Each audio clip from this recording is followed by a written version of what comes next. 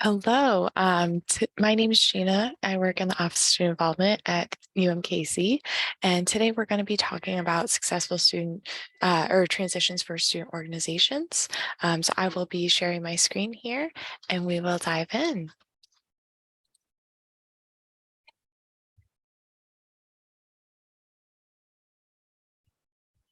All right, this presentation is geared towards student organization leaders that are currently transitioning their new leaders in their previous roles and how they can be successful in this period of passing along important information as well as continuing on in the organization's goals. So what we're going to talk about today is what an effective leadership transition looks like, benefits of having an effective transition, 8 tips when it comes to this process. Where to begin, the dynamics between the peer to leader transition from first becoming these student leader or these student members peers to now becoming their leader and some challenges thereof. Resources for success for all of our student organizations, as well as just more information to connect with the Office of Student Involvement. So first, what is an effective leadership transition? Effective leadership transitions are the process of where the future student leaders meet with the previous student leaders to work together to reflect from the previous year and the role that they did, while also celebrating the work that they did. I think that's something that definitely gets overseen in the excitement of a new leader coming in. They want to just be really take on a new step, do something that might not have been thought of, but it is also an opportunity to thank those previous people that were in that role. For most student organizations, this process should be really diligent and should take some time. I usually say about 1 to 2 days, but this could take several days depending on the informal or formal setting of the nature. If you need to bring in any advisors to help assist with this transition, things like that. But it really depends on what the organization needs, what those leaders in that transition needs, what the position entails, and if there's any connections that need to be made with a national organization, things like that. When we're looking at benefits of having an effective leadership transition, the first is just making sure that organization gains that solid foundation for success and what success truly looks like for each organization and each leadership council or executive group. Success can look in a variety of different ways for the different organizations. So I think it's very important to kind of establish in that goal setting what that looks like. During this transition, incoming leaders can develop new skills and also preserve all of the dynamic changes that have occurred. Like I was saying, it's a time to celebrate those previous leaderships, as well as understand kind of the accomplishments that were made. For any returning or departing members, it's time to really reflect, see what they've learned, see what skills that they've learned in this position and knowledge that they've gained for future members, as well as personally for themselves, what that can look like beyond just this organization. For new leaders, it gives them a time to just gain knowledge, really hone in on the previous expert in that field and see how, what type of information they can gather before they fall into the whole, oh, I was never told or I didn't know. Never want that conversation to happen. But the biggest important thing is that energy, enthusiasm, and new ideas that the new leaders can bring in to really engage and continue on in that exciting student organization with any developments that they're doing. So these are those 8 tips. I separated them in 4 and 4, and then we'll dive in more. So those tips for effective leadership are just number 1, reviewing the organization's leadership role, maybe planning a retreat, creating a map of the organization's journey this far, be honest about the past as well as realistic about future goals. Take time to learn about those available resources to assist you. Implement team building exercises and personality assessments. Build a relationship between group members and advisors. And lastly, don't be afraid to try something new. So that first bullet point of a tip for success was just being able to review the organization's leadership role. Before electing a new member to serve in that role, they might like the sound of the title, right? Being a secretary for an organization sounds super cool. It sounds like note-taking, maybe, things like that. But what else does it entail? Is that secretary responsible for writing nominations for the Soul Awards? Is the secretary responsible for creating a newsletter that goes out to the organization members and as well as alumni? You know, kind of what are each leadership roles and how could they be better? Right? We just don't want someone to pick up the workload of others. We really want each duty, role, goal to be assigned to each new leader, and then that new leader also understanding what they're taking on. Planning a retreat. This is a really unique opportunity for members of the organization to really focus in on establishing those goals, establishing what they're doing, being able to connect in friendship and leadership to have that familiarity bond.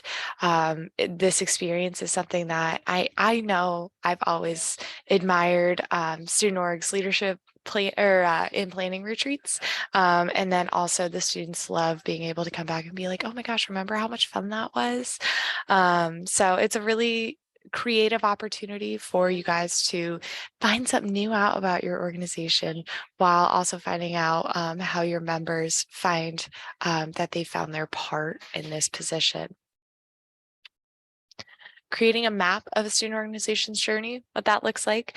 Basically, when you're looking at the future, it's always good to reflect on the past, right? It's always good to be like, okay, cool, we've done this event, this event, this event, and what does that look like for future? Did we like that? Did we not like that? How can we navigate kind of what we have built already and where we want to take that to?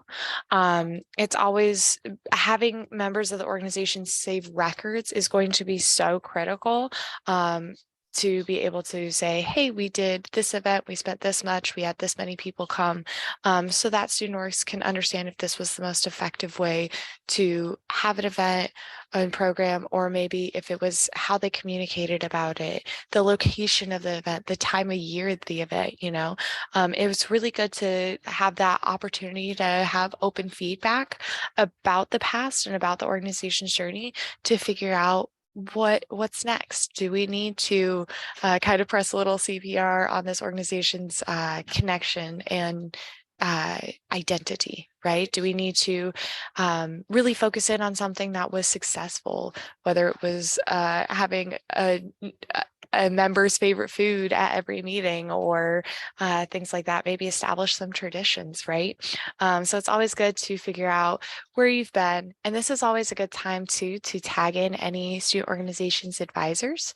They are a wealth of information, especially if they have experience with being the advisor previously, right? So this might be a good time to be able to connect with the advisor, see if they're still connected with the organization, see if they have any ideas or goals for the organization, as well as understand the history.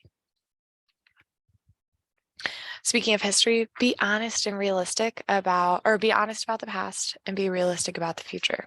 Being honest about the past might be, hey, we've always done things this way, or we've just always had this event. But is it totally necessary, right?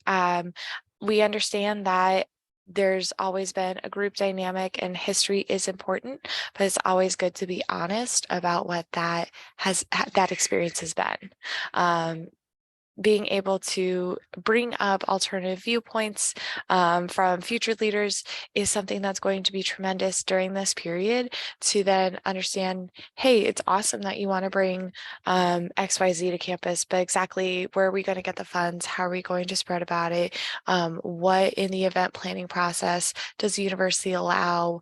Things like that, that would be helpful in understanding the organization's future with where these leaders want to take this space and these programming opportunities, but as well as just still continuing with that larger connection piece and focusing on that mission of the organization.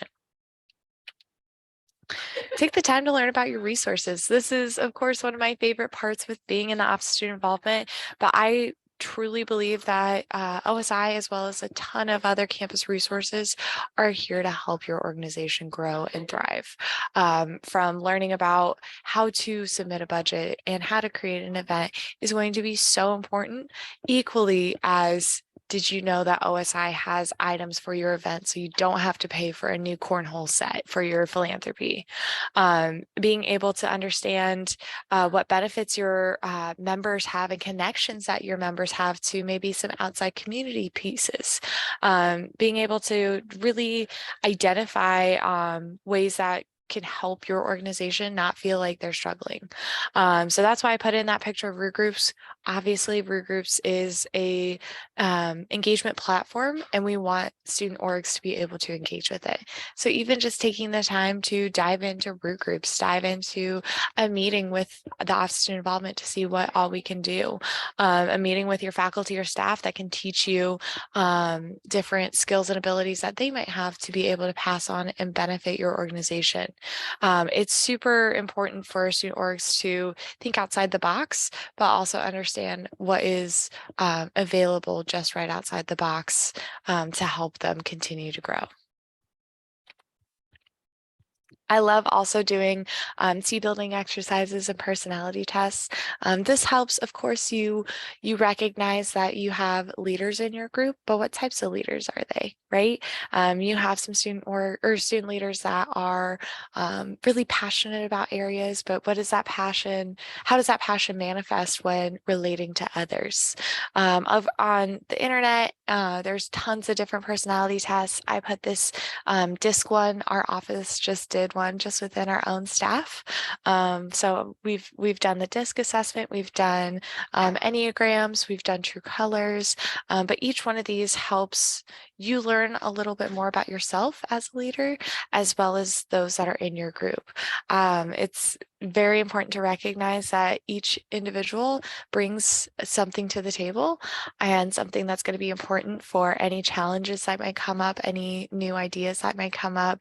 And so it's good to recognize where that student can best fit in to support the larger idea. Building a relationship between group members and their advisor. I put in that goofy picture of the African Student Association students, as well as Dr. Roland Hemmings, who serves as their advisor. Relationships are so crucial when it comes to a group setting, really focusing in. I've been talking this time about building that connection, finding their place in the organization. And your advisors can definitely help out with that for so many reasons. Like I said, that they are a wealth of information, but they're also truly here to help you out as a member of the university. They might be able to better know where to find different policies and things like that that can help you run your organization run, as well as they might be able to bring in just some new ideas from folks that they've seen, colleagues that they've met, to help your organization. So think about that relationship building not only as a leadership team, but as an organization, and as well as from those supports from your group members and advisors. And lastly, one of my favorite ones, don't be afraid to try something new. You know, we've always heard the phrase, but we've always done it this way. But trying new programming helps keep your new members more engaged and feel excited for fresh new ideas. You'll never know what works for your organization until you try it, right? Many times students get stuck in the rut and they want some new enthusiasm about their organization so that they can continue to spread on. It's one of the best ways to fight that boredom and get students really excited. But also it's good and one of those reasons I love promoting that excitement within the organization is, again, they get to find their place. They get to be happy about their place that they now belong to. But then they might be more likely to promote what's going on in their organizations. I always tell our student leaders that people join people and the organization follows. So if they see that genuine excitement from their new members, they're going to be more likely to want to join. If they see that, hey, this organization is doing something I've never heard of, they might be more likely to attend. So it's just a really positive cycle that I want all student orgs to continue to learn and grow. So 8 tips. What is it of what an effective leadership transition looks like, all this sort of stuff. But where do we even start? So number one is being able to jot down from those 8 tips, what do we need to complete these tips? From being able to create that organization's path, what do we need to do that? How do we connect with our advisors so that we can start building that relationship? Do we want to find a personality test that works for us? And then we can use that at a retreat planning. What do we need to create these tips into check marks? What current and upcoming members should be involved in your transitions? When elections come up, it's always important to still grab that attention of those exiting leaders, but maybe there's other folks that might be beneficial in this transition. If you are in a leadership position that also serves or helps serve in a lot of committee roles, it might be important to have those committee chairs present during these transitions. Is it the Office of Student Involvement as a resource for y'all? Just think about kind of what current members and folks that you need to include in the table for this transition planning. Be open, honest about, I know I talked about previously being open and honest about the past as well as realistic about your future. And one of those parts to it is about challenges. And so what are the organizations for your what are the challenges for your organization? Be honest about things that that your previous leadership has seen, and be able to jot those down into either a pro-con list or maybe in a to-do list to be able to help our student orgs figure out how to tackle those challenges. And then kind of previously to that second piece about folks being involved, but what staff or organizational support is available to you. I'll kind of talk about that here in a little bit from the Office of Student Involvement's perspective, but it might be important to also connect with your councils or with your departments to figure out kind of what other tools are going to be at your capacity. Peer to leader transitions. I was talking about this earlier, but when moving from just a fellow member in an organization to a leader, from one day, this person might be your friend to now they are your president and they need things done from you. That can be overwhelming for all those involved in this journey. And so that could cause some tension or unsettling feelings from the start. But here are some things to consider also. And so it's good to be realistic about this process, but here are some other things to consider. From deciding which is more important, friendship or boundaries, or friendship or leadership. So is this person that you're working with more of a friend, or is it more important to allow them to step up in that role and see them grow and help and continue to work on that connection in a different capacity? Being able to establish ground rules and boundaries will be so important so that you can really identify friendship versus leadership. Trust in your skills. You were elected in this role or stepped into this role for a reason, and you bring a lot to the table as is. So it's also super important to just know that you got this. Except that change will happen. It is a part of the nature that is this exciting opportunity, but there's so much to come with that. But as long as understanding that you were a peer and now you're a leader is part of just that acceptance piece. I always love putting in a we're all in this together type attitude, a little High School Musical attitude to this, because as much as you might be feeling some type of way, a lot of other student leaders and student members might be feeling that same way. So it's always important to recognize that humility and that transition and understand that we can do this. I can do this, but it's better if we can do this. Ask for help. And model the behavior that you hope to see, whether that's respect or excitement, delegation, things like that. Really model those behaviors. And then additionally, I put it again, because believe in yourself, you got this. And you got this transition for sure.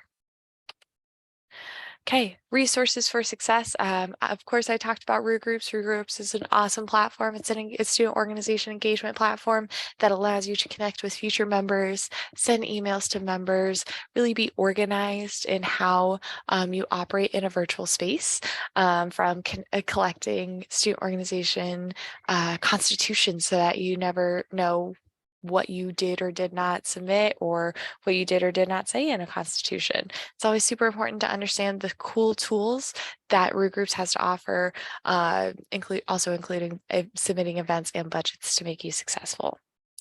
OSI, we have a YouTube page, and it has a whole bunch of tools, including this video, about different marketing techniques for your organization, also to just generic student leader information. There's a wealth of information about budgeting and event planning, so you can always look up there to see if there's any new content in there to help your organization. Marketing Mondays, like I said, there are different marketing workshops that I put on once a month that range in a variety of topics, from creating an awesome social media for your guys' organization to how you can use Root Groups to be of your assistance, to also how to recruit members during interesting periods of the academic and calendar year. Right. So keep mind of Marketing Mondays that could be coming up, as well as check out our YouTube page for Marketing Mondays that have happened. Set up a meeting with the Office of Student Involvement staff. I'd be more than happy to connect with current leaders, previous leaders in this transition period. So don't hesitate to reach out. There is a cool way to set up a meeting with us, either at the front desk of OSI or online. There on the OSI's website, there is a part where you can put connect with us or contact us. And then there's a little button that says schedule a meeting, and it has my calendar live, so you can work around your schedule to find a time that works best for me. We can meet virtually, in person, you name it. So I am just here to be happy to support you guys. In addition, I make a student organization monthly newsletter. Again, it goes out monthly, and it is available via email, usually at the beginning of the month, and then is also available on the homepage of Root Groups. There's always tips in there, as well as upcoming dates, so feel free to check that out as a resource for future leaders, as well as for your members. And then lastly, I have developed a student organization assessment that really helps be the ground of creating that organization's map and goal setting. So if you want a larger organization assessment that focuses on the student organization's setting in the university, as well as the organization setting in the community, it's a very in-depth assessment that we'd be happy to help you with filling out. So if you'd like a copy of that, just shoot me a message. I'd be happy to send it to you. Another new tool that we have are involvement consultants. Our involvement consultants are peers that help support our student leaders in whatever they need for their organization. They are experts in topics like budgets, event registration, re-registering your organization, OSI resources, and so much more. They can be available for just chat walk-ins, available in our student organization resource room on the 3rd floor of the Student Union, as well as they submit, they put on different workshops throughout the year. They're going to be hosting a conflict management presentation here soon, as well as a presentation on motivation.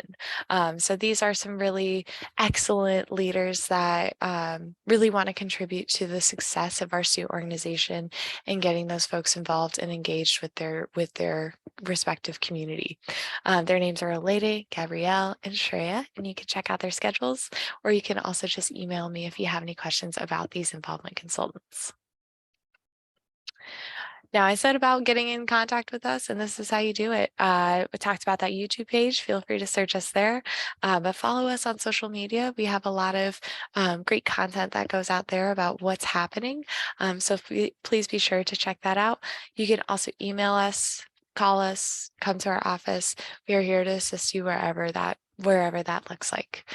Again, I'm so happy to help serve our student organizations in this role, and I can't wait to see what you all do with your effective leadership transitions. Um, Again, thank you, and best of luck with these transitions.